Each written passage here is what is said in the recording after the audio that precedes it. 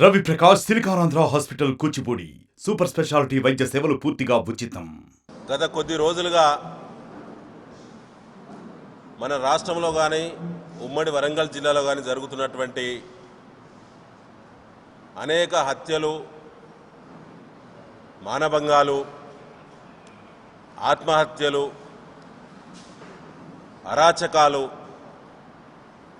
ఒక వంతైతే విపక్ష కార్యకర్తల, ప్రతిపక్ష పార్టీల కార్యకర్తల పట్ల కూడా పోలీసుల వేధింపులు రెట్టింపైనాయి. ప్రజాప్రతినిధులను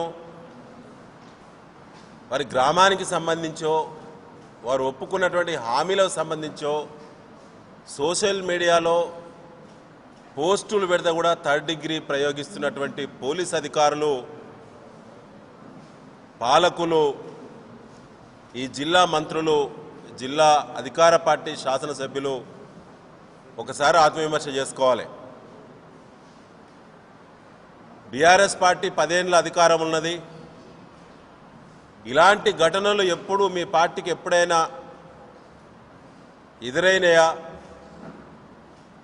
ఈ విచిత్రమైనటువంటి పాలన ఎందుకు చేస్తున్నారో ఆత్మవిమర్శ చేసుకోవాలని చెప్పి అధికార పార్టీ నాయకులను మేము డిమాండ్ చేయడం జరుగుతూ ఉన్నది.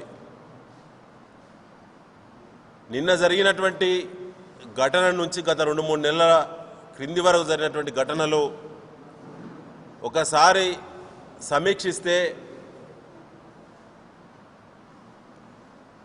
ఒక విచిత్రమైనటువంటి, ఒక ఉన్మాదపూరితమైనటువంటి అన్రెస్ట్ అనేది ఈరోజు తెలంగాణ సమాజంలో వచ్చింది. వరంగల్ జిల్లాలో, పాత జిల్లాలో కూడా వచ్చింది.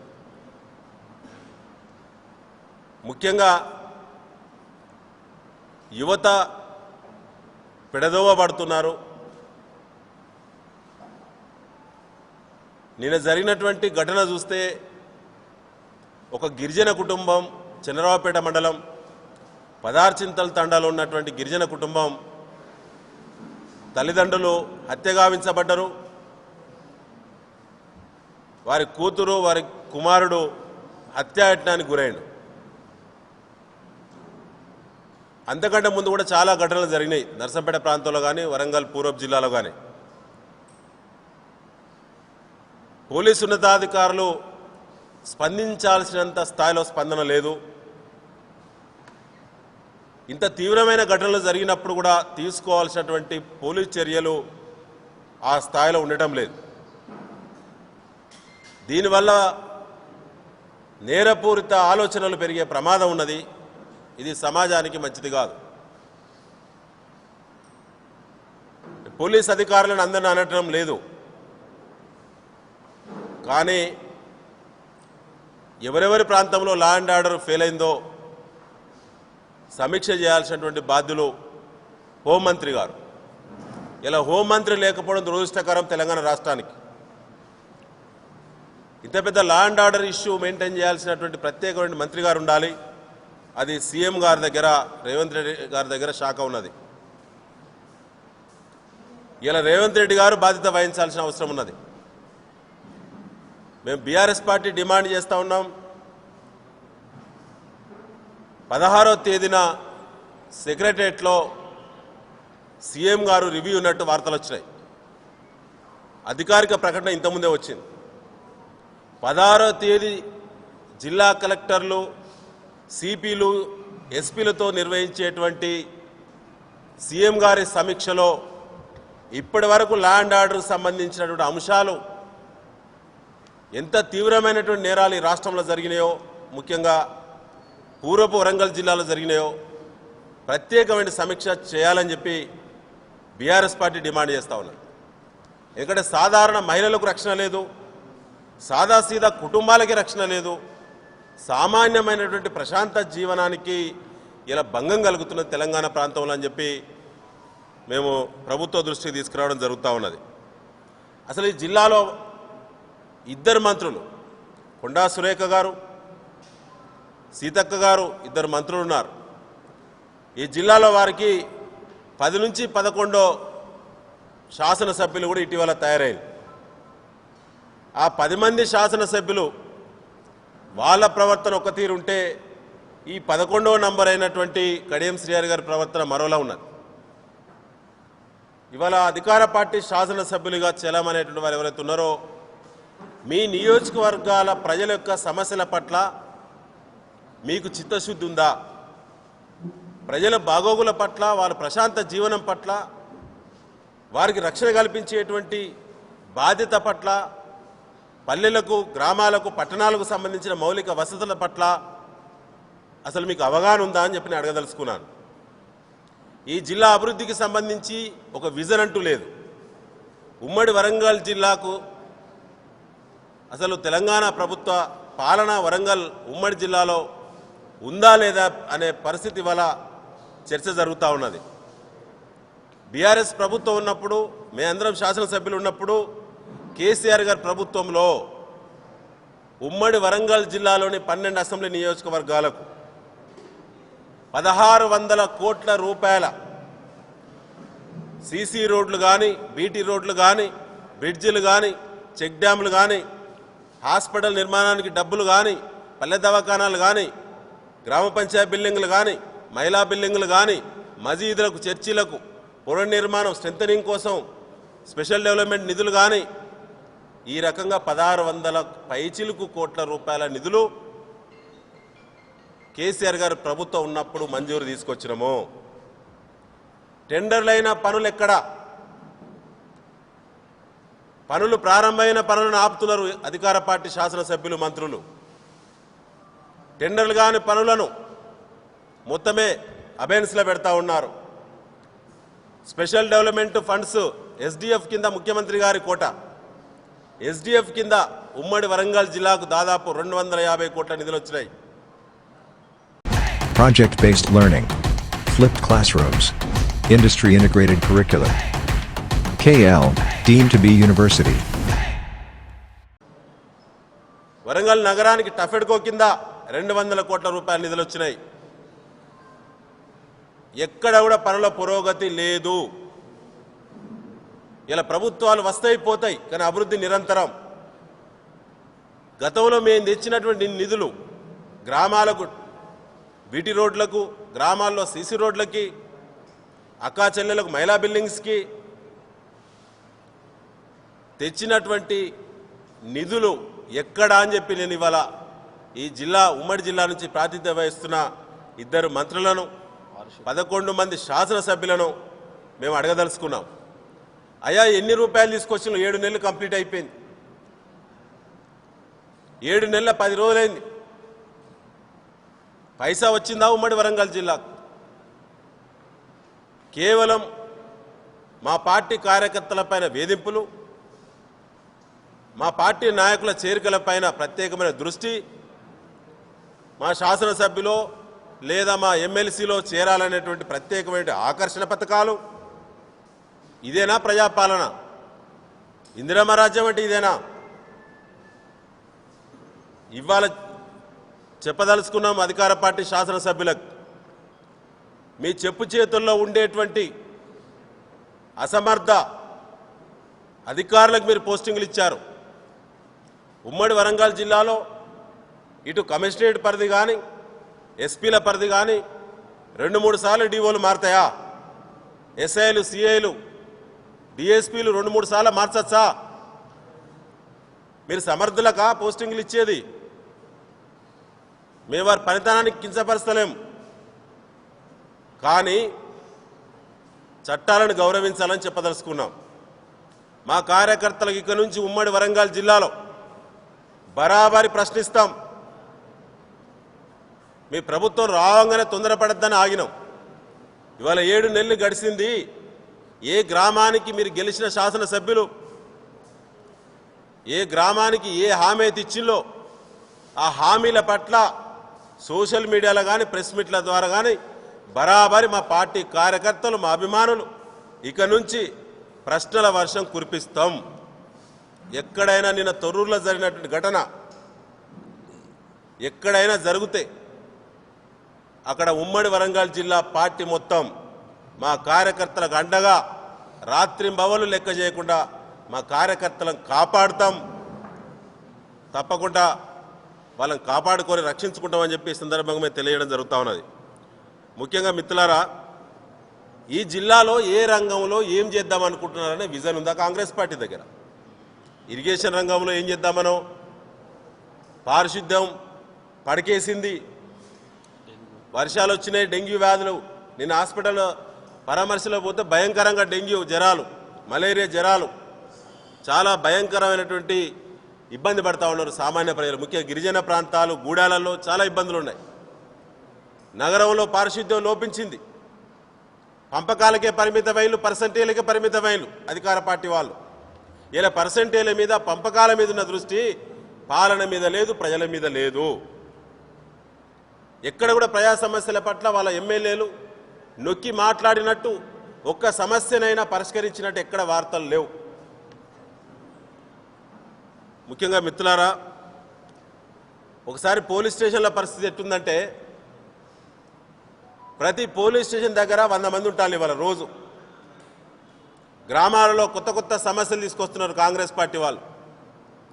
ల్యాండ్ రికార్డ్స్, తాతలు నాయనలప్పుడు అన్నదమ్ములు పంచుకున్న భూముల మీద కూడా ఇవాళ నేను చెప్పేది అబద్ధమైతే కాంగ్రెస్ పార్టీ వాళ్ళు కనుక కౌంటర్ స్టేట్మెంట్ ఇస్తే వాళ్ళు చెప్పిన పోలీస్ స్టేషన్నే ఎంచుకుందాం. ఎలాంటి పిటిషన్లు వస్తున్నాయి, ఎవరు పిటిషన్లు ప్రోత్సహిస్తున్నారని చెప్పి ఒక ఉద్దేశపూర్వకంగా మొత్తం రాష్ట్రంలో ఒక రకమైనటువంటి దోపిడీ చేస్తూ ఉన్నారు కాంగ్రెస్ పార్టీ వాళ్ళు. కొత్త సమస్యలు తీసుకొచ్చి అన్నదమ్ముల మధ్య పంచాయతీలు, పాలనల మధ్య పంచాయతీలు, గ్రామాల పంచాయతీలు, ఒక రకమైన అన్రెస్ట్ అనేది ఇవాళ పాలనలో అవుపడతా ఉన్నది. అదేవిధంగా ఇవాళ మీరు అందరూ చూస్తూ ఉన్నారు, అడ్మినిస్ట్రేషన్ ఫెయిల్ అయింది, లా అండ్ ఆర్డర్ ఫెయిల్ అయిందంటే ఎస్ఐ పోస్టింగ్కి ఎంత, సర్కిల్ ఇన్స్పెక్టర్ పోస్టింగ్కి ఎంత, డిఎస్పీ గారి పోస్టింగ్కి ఎంత అని ఎమ్మెల్యేలు అన్న తర్వాత ఇలాంటి విచిత్రమైన ఘటనలే జరుగుతాయి. ఆత్మవిమర్శ చేసుకోవాల్సింది పాలకులు, కాంగ్రెస్ పార్టీ ప్రభుత్వం అని చెప్పదలుచుకున్నాం. ఏసీబీ కేసులు పెరిగిపోయినాయి, విపరీతమైన ఏసీబీ కేసులు. శుద్ధపూసలవన్న కాంగ్రెస్ పార్టీ ఇలా ఏమీ మాట్లాడతలేదు దానిపైన. అదేవిధంగా ముఖ్యమైన విషయం ఏంటంటే, ప్రశ్నిస్తే థర్డ్ డిగ్రీ అంటున్నారు కదా. ఇక నుంచి ప్రతి గ్రామంలో అధికార పార్టీ ఇచ్చినటువంటి హామీల పట్ల రోజుకొక పోస్టు పెడతాం. బీఆర్ఎస్ పార్టీ శ్రేణులు రోజుకొక పోస్టు పెడతారు. ఎంతమంది మీద థర్డ్ డిగ్రీ ప్రయోగిస్తారో ప్రయోగించండి.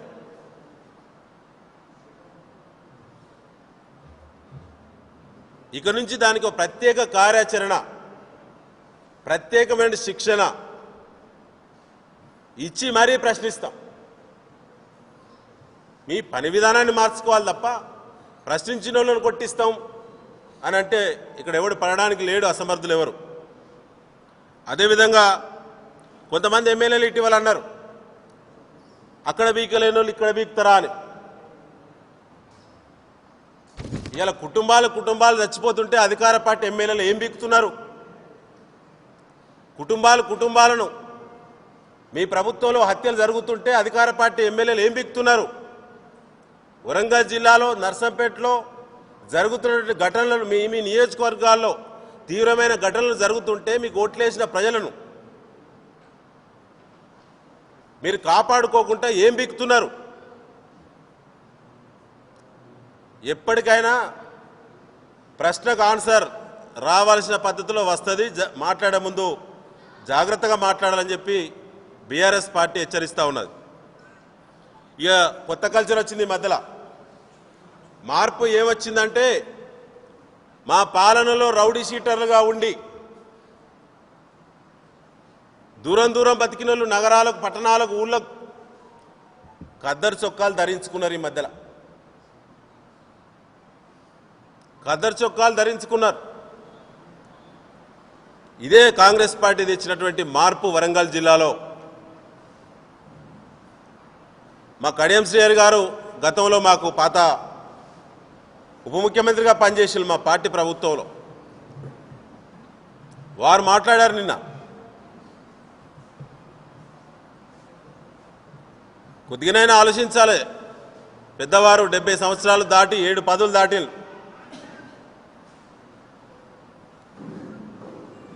సప్తపదులు దాటిన వాళ్ళు. కేసీఆర్ గారి కుటుంబం అవినీతిమయమైందట. నిజమేనా కడియం శ్రీహరి గారు? మీరు మాతో పాటు 10 సంవత్సరాల జర్నీలో ఉన్నారు కదా, మొత్తం అధికారంలో ఉన్నారు కదా. వచ్చిన కాడి నుంచి పోయేంత వరకు మీరు పవర్లో ఉన్నారు. మీ కుటుంబ సభ్యులకు అవకాశాలు వచ్చినాయి. మీరున్నారా? అలా కేసీఆర్ గారి కుటుంబం అవినీతిమయమైతే మీరున్నారా? అలా రెండో స్థానం ఉన్నారు కదా మీరు. నిజమేనా? అది నిజమైతే మీరు ఉన్నారా అందులో? ఈ వయసులో కూడా మీరు అట్లా రాజకీయాలు మాట్లాడచ్చా? ఇది కరెక్ట్ కాదు. జీవితంలో కాంగ్రెస్ కోటేనన్నాడు. మీ కూతురికి కాంగ్రెస్ పార్టీ అవకాశం ఇచ్చింది కదా. నీతి చెడితే మీరు మీ కూతురికి మీరు ఓటేయలేదా? నాకు డౌటే, మీరైతే ఓటేయరు.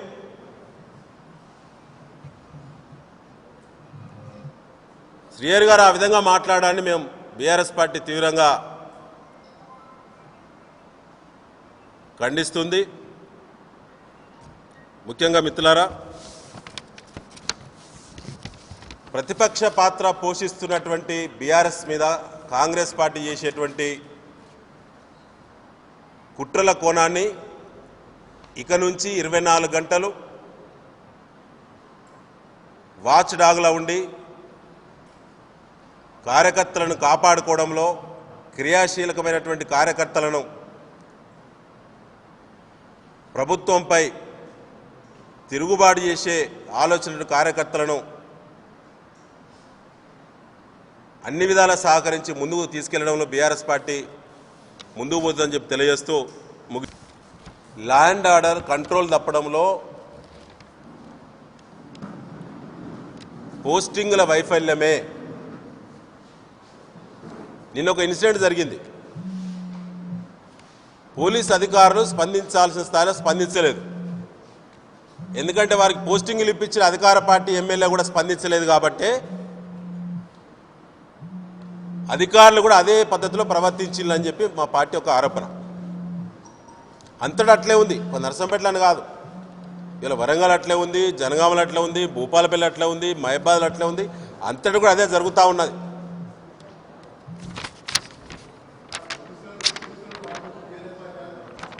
ఏమడు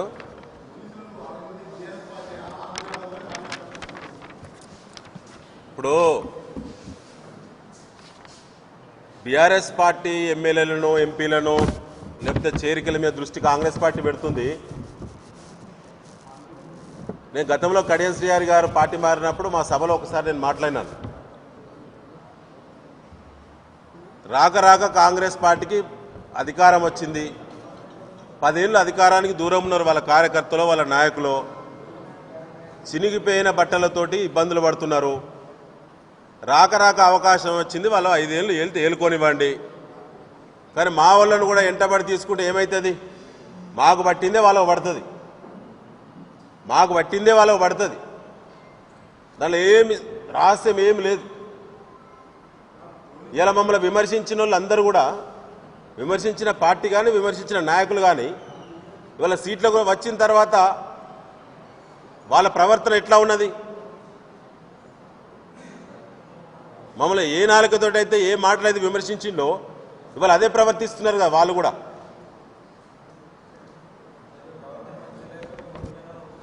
ఏమంటారు? సుభాష్ భాయ్, ప్రజల తీర్పు వచ్చింది. మాకు ప్రతిపక్ష పాత్ర ఇచ్చిండ్రు. 10 years పాలన చేసినాము.